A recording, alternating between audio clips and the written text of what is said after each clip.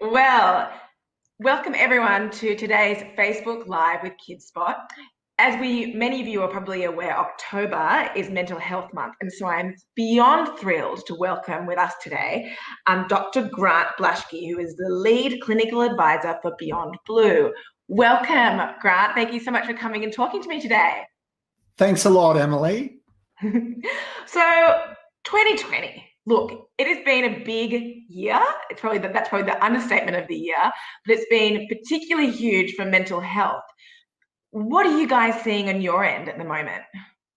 Yeah, it's so true, isn't it? I mean, no one saw the pandemic coming, and I think all of us were cruising along thinking, oh, this is good. Next week will be a bit like last week.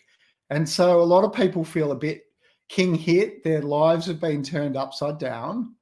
And it's been a variety of things. People obviously anxious about the virus and, hoping their family don't get it. And there's that. But I guess it's all that secondary stuff now about businesses failing and unemployment going through the roof. And that's caused a lot of stress. I also think people's home life, certainly for Victorians, have had a lot of homeschooling, kids home from school, partners home, working from home on the kitchen table. So, I think everyone's feeling a little bit about, what happened to my life in 2020. Oh, yeah. Like I've seen all those memes where people are like, I'm not going to turn, like I'm not having my birthday this year because I didn't use this year. I'm not like, I don't want to be another year older. I did nothing. But as you mentioned, I do feel so particularly bad for our friends in Victoria because their lockdown has been so long and they've been so patient. But now, hopefully, we're going to start to see some restrictions ease. And I think, and tell me if I'm wrong, is there a new kind of anxiety that comes with that about after being in a bubble for so long, going back to work and getting the kids back to school? Yeah, look, it's a great question. I mean, first thing to say is in Victoria, I work as a GP, and I think the majority of my consultations at the moment are about people stressed about COVID in various ways. All those issues we talked about. And I think people are a bit exhausted and the uncertainty. And even around the country, not just in Victoria, people have been glued to their televisions and there's a little bit of uncertainty about what's happening. So I think that's true. Look, going back into the workforce or sending kids back to school, we did have a little bit of a taste of this after the first lockdown in Victoria. And there are some people that actually don't find it that easy. So, it's like they've lost their mojo, they've lost their social stamina. And I make a couple of recommendations. So, first of all, go slow. You don't have to go straight into full-on socializing. Catch up with a few people who are sort of easy company. I think with the kids, cutting them a bit of slack. Like it's a big thing. My daughter-in-law is a teacher and they just went back, on Monday this week. And she said the Monday was like quite surreal. Like people like, we're all in a classroom together. I remember this. So, give people a bit of slack, give them a bit of a chance to adjust. Human beings, we're pretty adaptable. We're pretty resilient. But no doubt, I guess, for the more serious end, people who have what we call social anxiety. So there's a bunch of people in the community where before COVID, they have real anxiety about anything social. They get very nervous if they have to go out to a party or even just dropping kids off at school. They just feel like people are scrutinizing them. And it's quite, it's good. We manage that. I think for those people, in some ways, they've had a bit of a haven. Like they're at home, they're like, oh, okay, this is good. I don't actually have to stretch myself. Yeah. So I guess the reverse holiday. It's a holiday away from the things. Yeah. But I guess the trick there is obviously you want to get yourself back out there and, start scheduling to catch up with friends and push yourself a little bit, just in small steps. We call that in the psychology world graded exposure, which means, gradually getting yourself back into things. So, yeah, big time. I think also what I noticed is a lot of older people in particular lost their confidence and are not so sure that they're going to go back to their usual workplace. They're worried about getting an infection. and they are a little bit more at risk if they get it. So very big society experiment that we didn't really ask for as people adjust to these big changes. Yeah, absolutely. And can you develop anxiety over time, or is it pre-existing and something like this flares it up or exacerbates it? Yeah, it's a great question. First of all, I should say feeling stressed at the moment is completely normal. And of course, who saw this coming? So, Yeah. and that's not an anxiety condition, like that's just feeling stressed. Yeah. But the actual anxiety condition, which we have sort of a medical definition for, is about 2 million Australians every year. So it's not rare. People get panic attacks, some people get that social anxiety we talked about. Other people get a bit obsessive compulsive disorder. And you can imagine with all the emphasis on cleaning at the moment, and appropriately so, doing your hands, some of that's actually totally reasonable behavior. But yeah, I think that the pandemic's definitely amplified some of the issues for people who've got anxiety conditions and just made it a little bit of a more difficult time. I think what I'd say to people is if you've got anxiety symptoms that are interfering with your day-to-day lives, so it's stopping you going out or interfering with your relationships, or it's, encroaching on how you want to be with your children, like that's something maybe you want to get some help with. And we do have, I really enjoy helping people with anxiety conditions because it's one of those areas that people actually get some good skills. It actually gets better. There's a lot we do in medicine where we're sort of just putting a Band-Aid on. But actually with the anxiety conditions, people with a psychologist usually will unpack a bit these thinking patterns they've got into. And what we call the psychology process is called cognitive behavioral therapy, or CBT. Mm-hmm. Really effective, really helps people unpack some of those really negative patterns and a lot better. So good to know about. Practically speaking, we're so lucky in Australia. You can go to any GP and you can get this thing called a GP mental health plan. So it's like about half an hour with the GP, asks you some structured questions about your mental health. You do a little survey or a quiz, and our Medicare system then subsidises you to go to a psychologist between 10 and 20 times if you need to now. The budget just increased it to 20.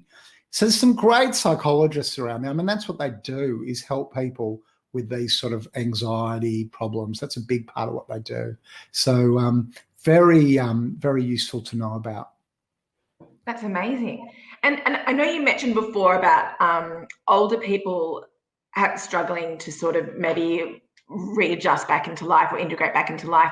I wanted to talk to you because I know you've actually written something for us about on this on Kidspot about very small children who perhaps haven't been at daycare or haven't seen anyone else for months on end, and that separation anxiety and getting them back into those routines. Can you give some advice to parents about how to navigate that?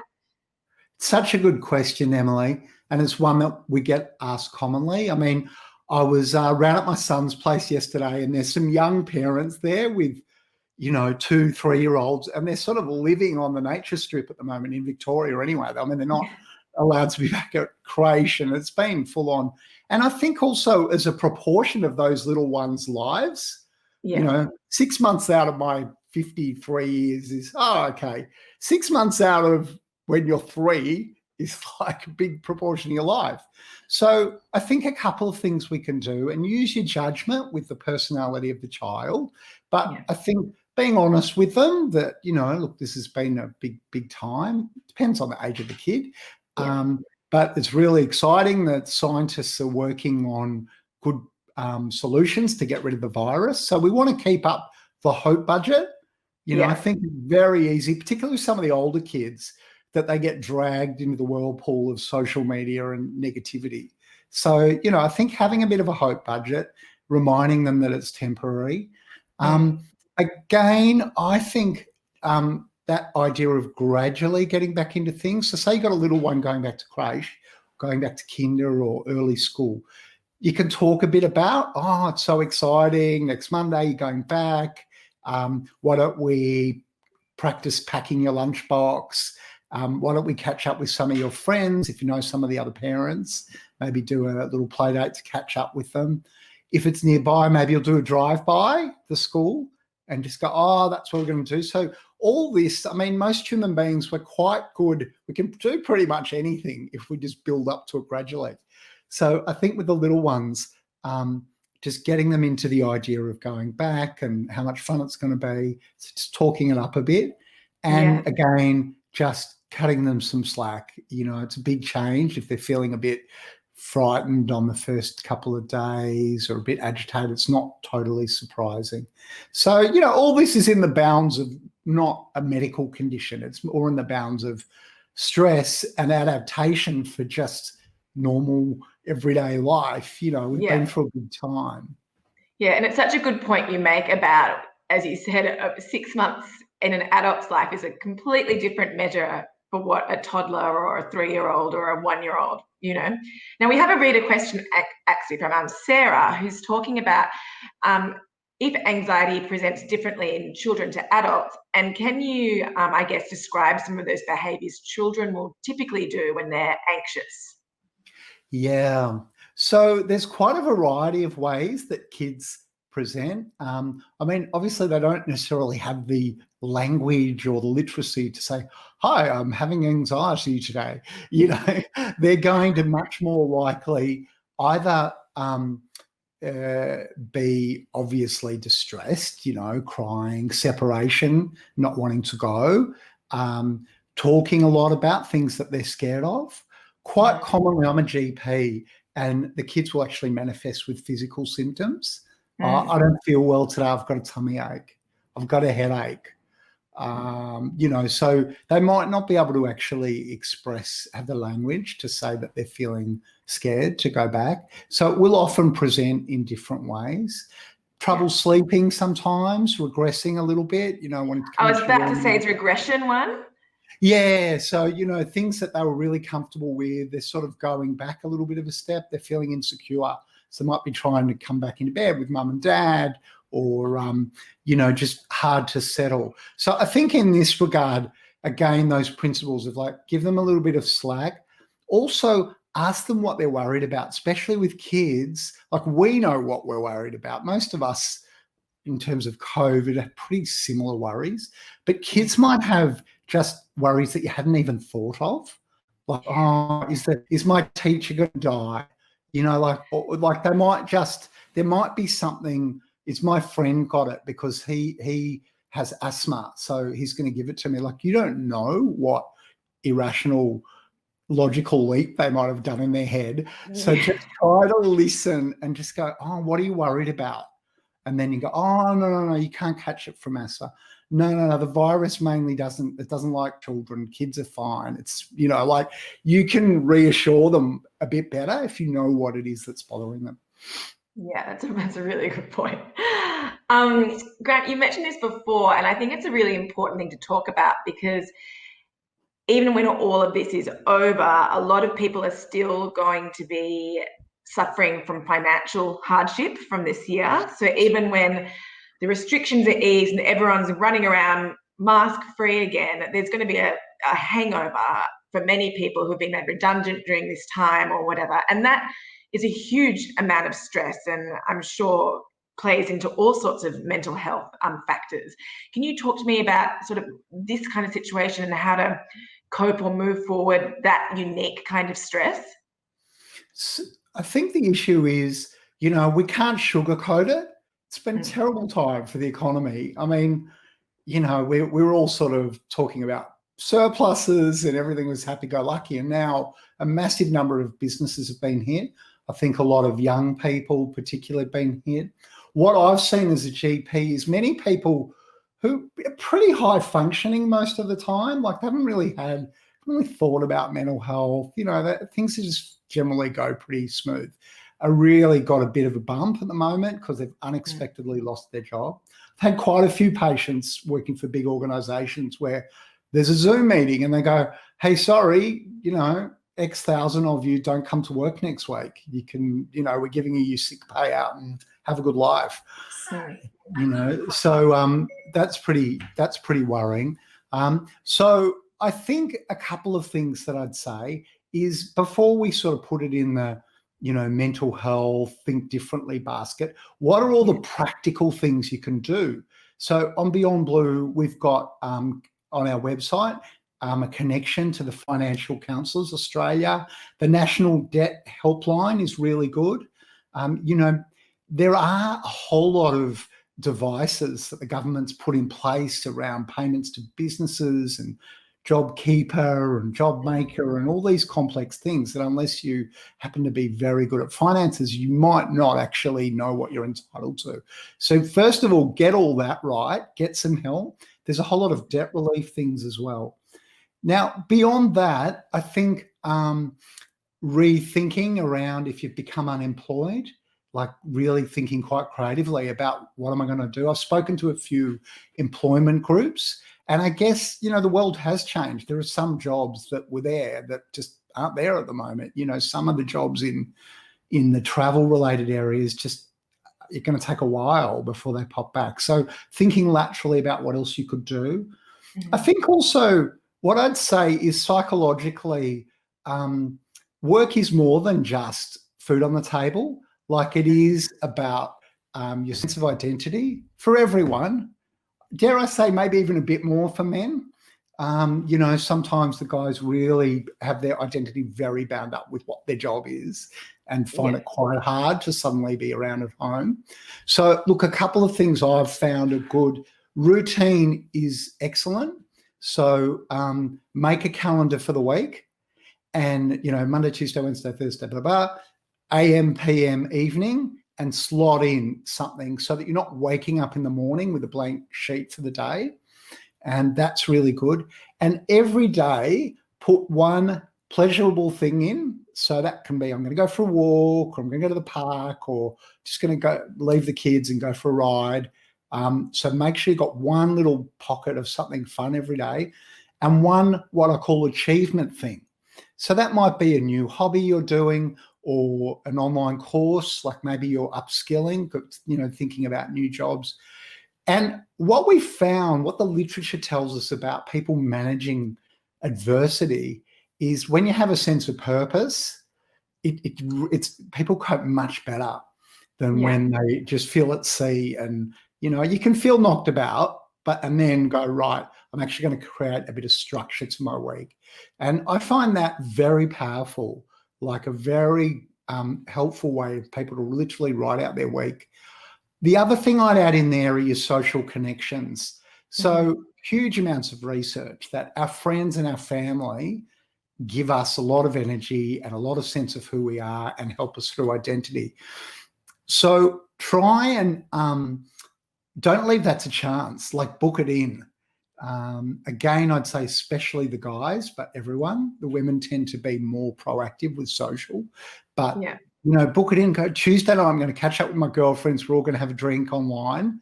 If you're in lockdown, or, if you're in one of these states now where you can catch up, book it in as a regular, like a standing arrangement.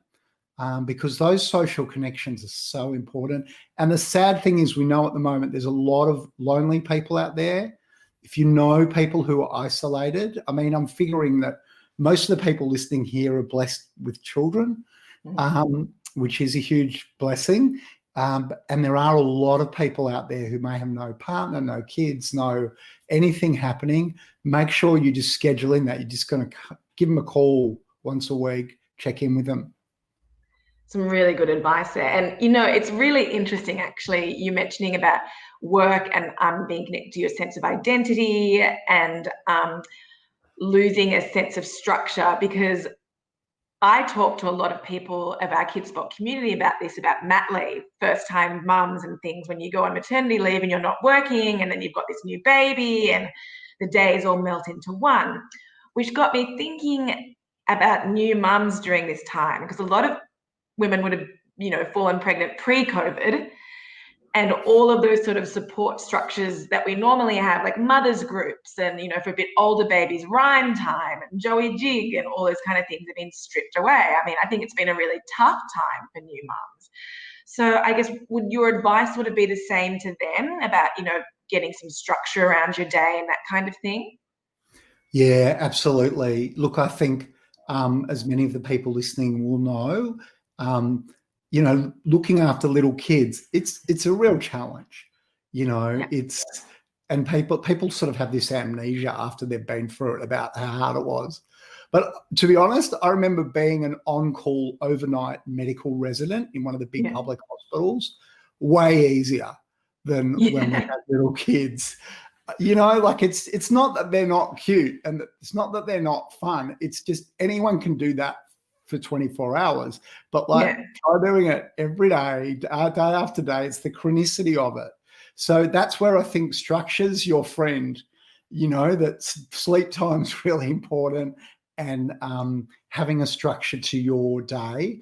And also, if you have any capacity, and I always say this, if you're lucky enough to have enough fat in your financial system at all, this is the time to pull out all stops, get a bit of extra help. Or if you've got mothers or mothers-in-law around, or fathers-in-law if they're into it, whatever, if you've got help from family, get it now, because it's a really busy time. I think with friends, look, parts of Australia now, obviously a bit easier to catch up than Victoria, but that's coming back too. And again, scheduling in. The other thing I've found as a GP, sometimes I speak to the local maternal and child health groups, and the reality is that no one's as interested in the minutiae of children as other mothers particularly are. Do you know what I mean? Like, you're 100%. like, riveting. Thanks for telling me that you've moved sleep time. That's just great news, Whereas other mothers, at least that, relate to a little bit.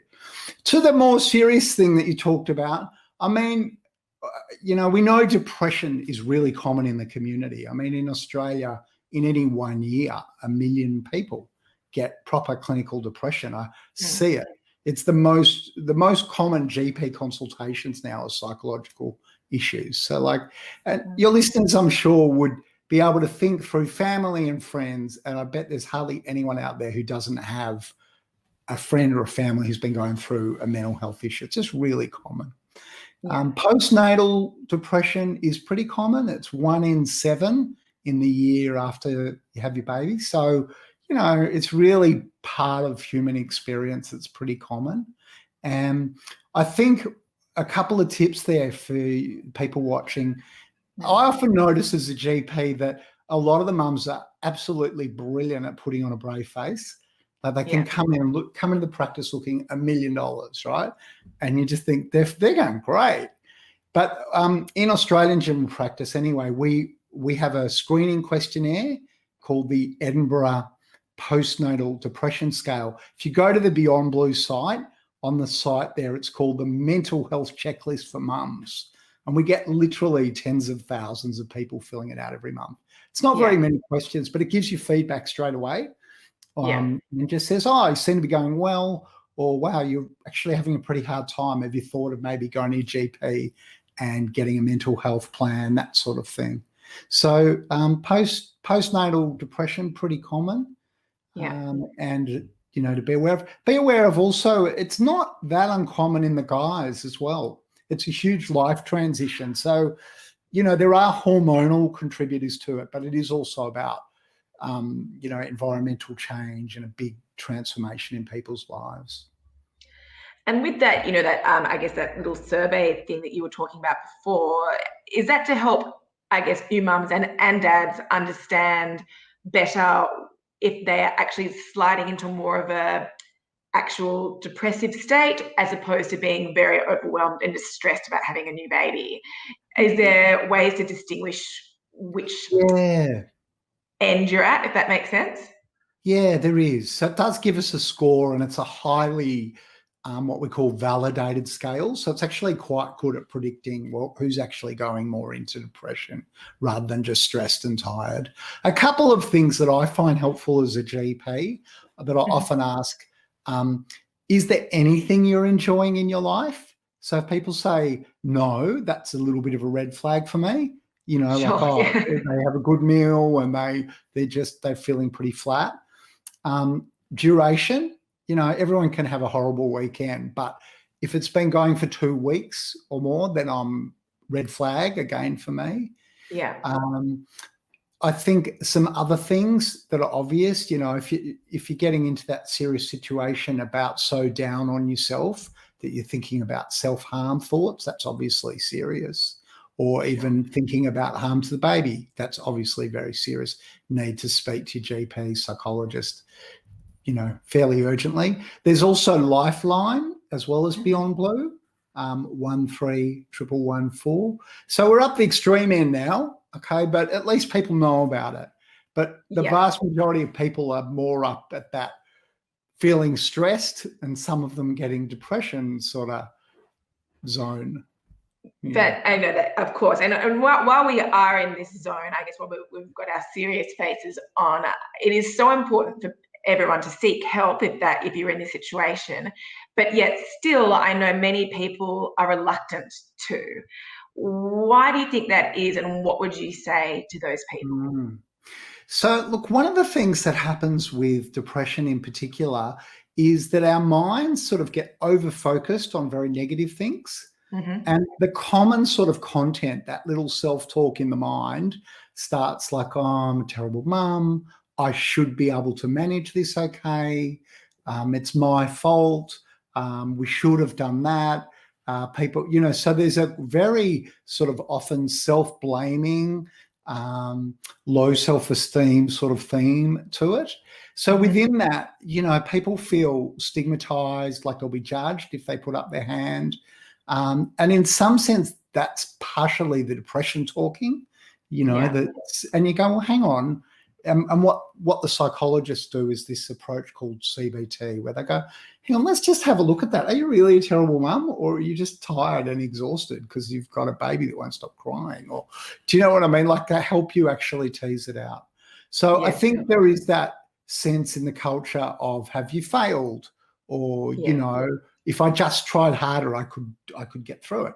The truth is, it's really common. It's nothing to be embarrassed about. There's great treatments there.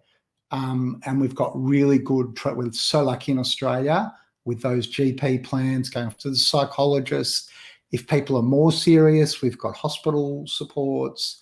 And we really make it a priority in Australia to pick up postnatal depression early and get help with it. There's also some really good community groups. There's one called PANDA, the Postnatal Depression Association, and there you get to actually talk to other mums who've been through it.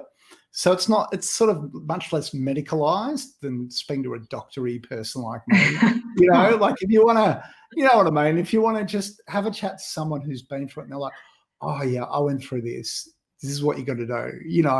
We've also got quite a lot of nice videos on the Beyond Blue website of mothers that have been through it, got through it, and talk about the various aspects of managing postnatal depression and anxiety. Fantastic. And you've mentioned quite a few times, and I think amazing resource, but these, mental health plans you can get from your GP. Are those available to children as well? Is it the same kind of process? They are. And so a couple of little inside secret tips to your watchers today. So what you do is, if you want to go, look, GPs, we're a mixed bag, right? Like if you're getting skin lesions taken off, don't get me to do it, all right? Like some GPs are great at taking off your skin lesion. Some GPs are really good on mental health, some not so much. So good thing to do is like ring the practice, ask the receptionist, say, oh, who's good on mental health stuff? Book a double appointment so you're not in a rush, and probably better not like on first thing on Monday morning where there's a whole lot of people getting certificates and things. So a couple of little tricks of the trade. And then the other thing I'd say is try and be fairly upfront with the GP. So Yeah. what a lot of people will do is what we call the corridor consultation or the door handle consult. So patients will come in and they'll bang on about all sorts of irrelevant stuff. Oh, I don't like this skin lesion here and my shoulder's sore. Okay. And then they're just walking out and they go, oh, I haven't slept for 5 nights as they're walking out. Yeah. So, you're better off actually to be upfront and just say, listen, I want to do one of these mental health plans. I'm having an awful time. I want to have a chat to someone. And GPs are very comfortable with that. And they'll know what the local services are. Hey, another couple of things to be aware of. The Beyond Blue phone lines are incredible. At the moment, for example, the Corona Beyond Blue phone line is 1-800-512-348, free, confidential, 24 hours a day, mental health professionals, pretty amazing. And you can either do it on the phone or our support service. If you're a bit more of a typey person, you can go on the web chat. Also, these incredible forums. Now, these forums, we've had 1.3 million people on them. They're like chat rooms that are moderated online. Again, just look on the Beyond Blue website. So don't feel like you've just got to suffer this on your own. If you're having a hard time, there's a heap of support. Oh, so we've got a comment from someone called Sarah. So peer support is also increased on the Beyond Blue online forums, people reaching out to seek support. Oh, that's good. Thank you, Sarah. You're right. You're a step ahead of me. Yeah, the forums are great place to have a chat to people. And often we have these people who get on there and they're not paid their voice, but they're called champions. And what they do is someone will come on and go, oh, welcome, Emily. It's first time on the forum. How you going? Yep, sounds like you've been having a really hard time. Have a look at this link. Like that. They sort of help people get comfortable. So the forums, I think, are a really good thing. And some people just like now that text-based way of communicating. They feel a bit safer than chatting to someone, and that's okay. So there's that there as well. That could be a good one for, would teenagers benefit from those kind of forums, or people who, they might prefer to type their feelings rather than? Yeah.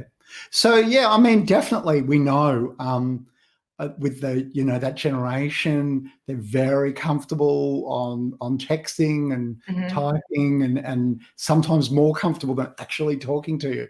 So we've got to be open to people's communication style. Keep in mind also Headspace is another organisation who's just fantastic on young people. There's also a phone line called the Kids Helpline that kids can ring as well. So I think there is a lot of tools and support out there in Australia. Yeah, that's right. And just bringing up teens, I know we've spoken a lot about younger children because a lot of our readers do have younger children and our viewers. I just want to touch, before we kind of sort of wrap up a bit more, I want to touch on teens. And because I imagine, and correct me if I'm wrong, that signs that maybe teens are struggling in some kind of way would be very different to the younger children, when we've talked about regression and, saying my tummy hurts and things like that. Are there different signs to look out for in teenagers? Yeah, definitely. And our young people really are in quite a complex world at the moment. Yeah. They're very aware of what's going on. Before COVID, they're sort of getting their head around this massive social experiment we're doing with social media, where they've just got so much information and connection that it's, there's a lot going on for them. I think a couple of tips regarding the teenagers. So first of all, try and keep the communication open. If you can get them talking, you pick the right time and the right place. I think if you've got that general communication going already, then if they hit a bit of a bump, it doesn't seem out of nowhere. Then, the weird father me goes, let's go for a drive and have a chat. And I'm like, oh, sure. No. I think we can just keep that flow going. Again, really sit back and try and listen rather than jump in and saying, oh, what I did when I was 15. Because generally our experience was very different. and so that's useful. You might not be the parent, might not be the one that they want to talk to particularly. Like maybe they want to have a chat to the counsellor at the school, or again, you can do one of these plans. I've got a bunch of kids who found the lockdown really tough, and they're chatting to psychologists through Headspace. So there are ways of doing things, but I think that another thing I'd like to mention is Beyond Blue's got this incredible sub-site called BU, BEYOU. Okay. It's actually made for the schools and for the teachers. Heaps of videos on mental health, on everything you can think of, fact sheets, and parents can go on there too. So it's a great resource. We'll put it on the chat underneath. Yeah, we'll put it in the comments for sure. Yeah, but enormous amount of resources there. So we're lucky in Australia. There's so much there. And I really want to just, finally say to your viewers that I wish them well during this time. It's been quite a time. Keep up the hope budget. We are definitely going to get through all this. And, it's been quite a year, but Australians are a pretty resilient mob, and we'll get to the other side. Fantastic. Grant, thank you so much for coming and talking to me today. It's been such a pleasure.